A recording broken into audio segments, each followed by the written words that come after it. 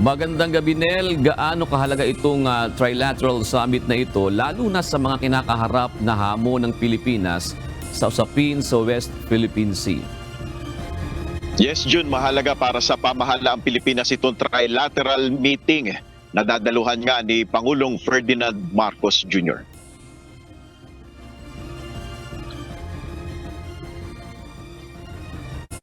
7:47 PM dito sa Washington kanina, lumapag ang sinasakyang eroplano ni Pangulong Marcos Jr. sa Joint Base Andrews sa Maryland kasama ang delegasyon ng Pilipinas. Ayon kay Philippine Ambassador to the United States Jose Manuel Romualdez, pangunahing pakay ng Pangulo ang ukol sa pang-ekonomiya at pamumuhunan. Posible anyang makakuha ang Pilipinas ng $100 billion na investments mula sa US at Japan sa susunod na 5 hanggang 10 taon. Hindi rin naman maiiwasan na matalakay din sa pulong ni Pangulong Marcos, Japanese Prime Minister Fumio Kishida at United States President Joe Biden ang issue sa South China Sea, partikular na dito ang agresibong aksyon ng Beijing sa West Philippine Sea. Ayon kay Ambassador Romualdez, nakasalalay rin sa pulong ng tatlong lider ang kapalaran ng riyon. I think changes is not the right word, but this will define the future of our of the Indo-Pacific region on where it's going. Sa press briefing naman ni White House National Security Communications Advisor John Kirby, sinabi niya na patuloy na nakabantay ang US sa sitwasyon sa South China Sea.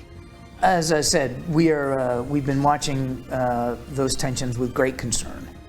Muling nanawagan ng US sa China na sumunod sa international law at sa 2016 arbitral ruling. Para sa Estados Unidos, walang dahilan upang mag-overreact ang China sa Quad o joint exercises ng Pilipinas, Japan, US at Australia sa West Philippine Sea. I can't speak for the PRC reaction one way or another except to say there's no reason to overreact to this. This is about freedom of navigation. It's about adherence to international law. It's about proving the simple point that we and our allies will fly, sail, and operate wherever international law permits us to do.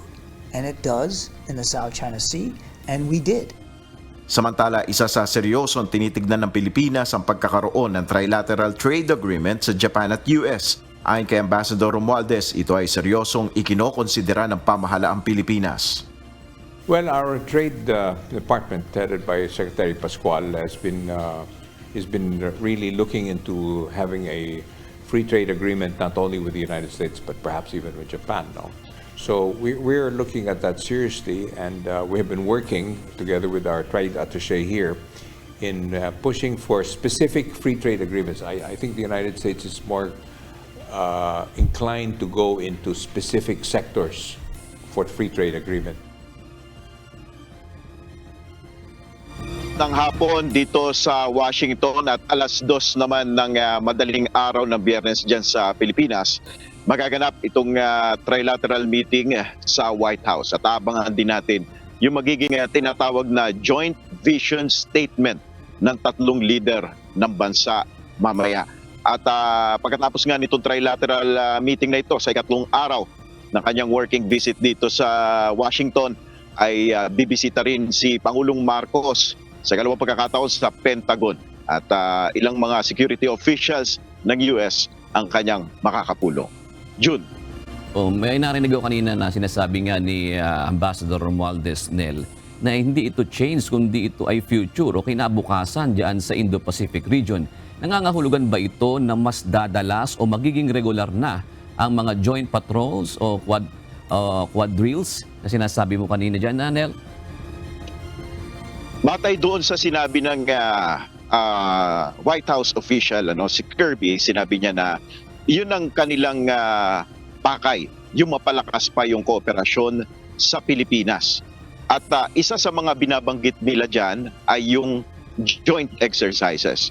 So hindi nila bibitawan yon hanggang sa kung halimbawa magpapatuloy yung administrasyon ni US President Joe Biden, ay nais pa nilang palakasin ito. At sa nakikita natin doon sa mensahe na ipinaabot ng White House ay posible, June, na ito ay magpapatuloy pa. At yung direksyon din ng foreign policy ng Marcos administration ay yung tinatawag na multilateral approach o yung kasama dito hindi lang yung US, kundi yung iba pang mga kaalyadong bansa. Tulad na lamang ng Australia at Japan na nakita naman natin na nagpakita na dun sa mga joint exercises na nagganap nga dyan sa West Philippine Sea. At isa sa mga inabangan din natin dyan, Jun, kung magkakaroon din ng mga announcement, kung magkakaroon ng joint patrol sa West Philippine Sea, magkasama ang Amerika, Japan at Pilipinas. So titingnan natin yung magiging mga pahayag ni na Pangulong Marcos, ng Japanese Prime Minister Fumio Kishida at ni US President Joe Biden mamaya. Dahil sa kanina sinasabi nga ni John Kirby, paano natin masasabi na mai-insist talaga ng Pilipinas at ng mga kaalyado nito yung arbitral ruling na naipanalo natin? Paano yan? Specifically, Nel, meron ba sinasabing gano'n? Tama ka dyan, Jun. Iyan yung question na matagal na rin na hindi lang ang ibang mga eksperto yung nagtatanong din, yung ibang mga observer din na ibang bansa kung paano ba talaga ito ma-enforce itong particular na 2016 arbitral ruling. Pero yung mensahe pa rin na ipinaabot ng Pilipinas, ng US, ng mga malalaking bansa, ang ipinupush pa rin nila ay yung naririnig na nating mga narrative na tinatawag na sumunod sa international law at i-push pa rin yung mapayapang pagresolba doon sa usapin o doon sa dispute, maritime dispute dyan sa West Philippine Sea. Sa ngayon, hindi nagbabago yung posisyon na yan sa mga nakalipas na mga taon. At ito nga, yung historic na trilateral summit ay titignan natin kung may magbabago ba doon sa mga pahayag na yon o merong mga magiging aksyon itong tatlong bansa ukol nga dyan sa issue dyan sa South China Sea. Sinasabi nga ni John Kirby kanina, sila ay patuloy na nagmamasid diyan sa pangyayari sa West Philippine Sea. Ibig sabihin, kada may resupply mission, nandiyan dyan ang suporta ng Amerika, ganun ba yun? Ibig sabihin, patuloy sila magpapadala ng mga surveillance plane dyan sa tuwing may mga operation tayo dyan, Nel? Jun, ang pangako naman kasi ng administrasyon, kasalukuyang administrasyon ng US, ay yung matibay na alyansa ng US at Pilipinas. Given na meron naman talaga tayong Mutual Defense Treaty sa US at nag-iisa lamang yun. At yun ay kinikilala naman ng Estados Unidos na talagang kung sakali nga na magkaroon ng problema, wag naman na magkaroon ng conflict dyan sa rehiyon na yan, ay sinasabi naman na handa nilang tuparin yung kanilang Mutual Defense Treaty. Pero marami pa nga ang question dyan sa issue na yan. Pero sa nakikita natin sa direksyon ng Marcos administration sa kanyang polisiya ay ayaw rin natin ng gulo o anumang gyera o tensyon dahil nga ito ay makakaapekto sa ekonomiya ng bansa. Pagdating naman sa ekonomiya, Nel, alam naman natin dati pa, meron na tayong mga pag-uusap. Pumunta na sa Amerika si Pangulong Marcos, sa Japan, ganoon din. Ibig sabihin ba meron pang ihirit na mga makabubuti sa ekonomiya ng bansa ang Administrasyong Marcos sa pagpulong na ito, Nel?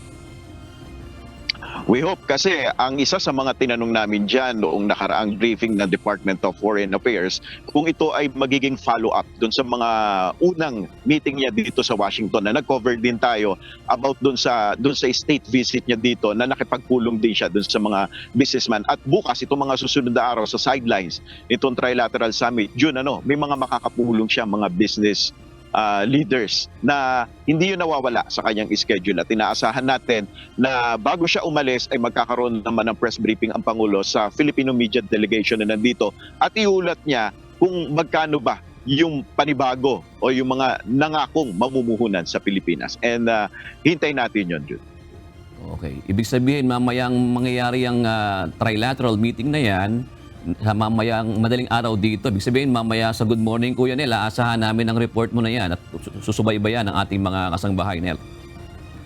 Yes, patuloy tayong tututok dito sa magaganap na historic na kauna-unahan na Trilateral Summit na dadaluhan nga ng tatlong leader ng bansa, ang Pilipinas, Japan at Estados Unidos. Alright, maraming salamat, Nel Maribuhok, nag-uulat ng live mula sa Washington, D.C.